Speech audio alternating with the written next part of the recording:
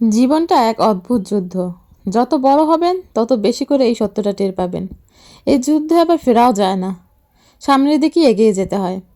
চোখের সামনে দেখবেন কেউ অসাধারণ ব্রেন নিয়ে জন্মেছে, পরীক্ষার আগের রাতে বইয়ের পাতা উল্টাচ্ছে আর পরের দিন চমৎকার রেজাল্ট করে ফেলছে। আর উল্টো দিকে আপনি পাগলের মতো দিনের দিন পড়ছেন, কিন্তু কিছুই হচ্ছে না, কোনো ফলই পাচ্ছেন না।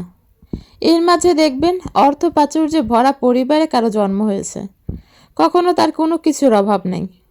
আপনার মন খারাপ হবে, বাবার কাছে ফোন করে দশমবারের মতো সেমিস্টারের ফি চাইতে গিয়ে পৃথিবীর উপর অভিমান হবে অনেক। কিন্তু ওই যে জীবন যুদ্ধে তো আর ফেরা যায় না। এরপর তো পরিস্থিতি আরও খারাপ হবে। পড়াশোনা করে আপনার চেয়ে খারাপ রেজাল্ট নিয়ে কারো লাখ টাকার চাকরি হবে। হয়তো ওই ইন্টারভিউটা তার ভালো হয়েছিল, হয়তো রেফারেন্স ছিল, হয়তো স্কিল ছিল, জানি না, হবে কিছু একটা হয়তো। স্টার্ট আপ দিয়ে কোটি টাকা ভ্যালুয়েশনের কোম্পানি হবে কারো কারো।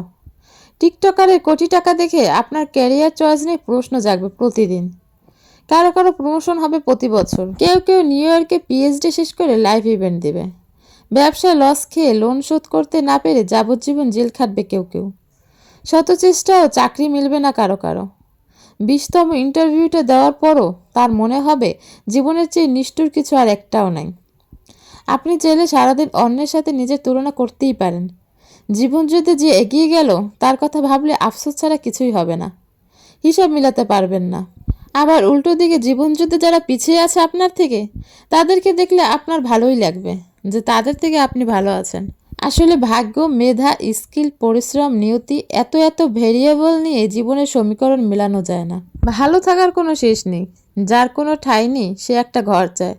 বাসে ঝুলতে থাকা মানুষটি একটা গাড়ির স্বপ্ন দেখে, আর সেডান গাড়িতে চড়া মানুষটি এসইউভি গাড়ির ক্যাটালগ উল্টে পাল্টে দেখে।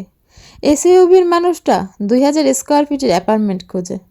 ভালো থাকার জীবনযুদ্ধটা ঠিক এরকমই, একটা অসীম দৌড় প্রতিযোগিতা, যার কোনো ফিনিশিং লাইনই নেই। শুধুই ছুটতেই থাকা প্রতিদিন প্রতি মুহূর্ত। জীবন মানেই একটা চলমান যুদ্ধক্ষেত্র, যেখানে প্রতিটি পদক্ষেপ থাকে নতুন চ্যালেঞ্জ।